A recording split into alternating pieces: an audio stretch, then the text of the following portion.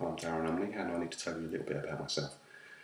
I was born in Buckinghamshire in 1966, at the same time and place that Milton Keynes was born, and we grew up together. I grew up thinking that fields and footpaths disappeared around you, and the city grew up thinking that it would be nice if all cities were like it.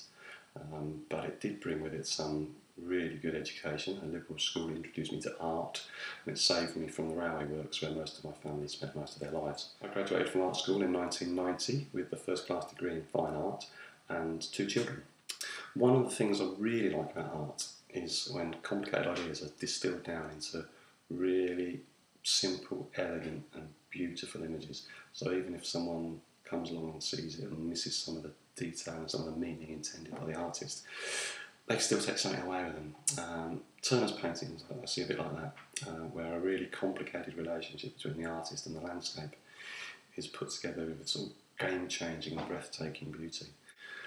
I'm also inspired when artists produce really complicated works by spotting really simple things. So, like the Futurist paintings with like movement and distortion and manifestos, and basically they were saying, wow, look at that, look at this, the modern world. And also Joseph Beuys, another kind of example, looking back a bit, who just developed a whole mythology that said, hey, I'm an artist. I think the best thing about winning this competition would be to see my proposal actually come to fruition.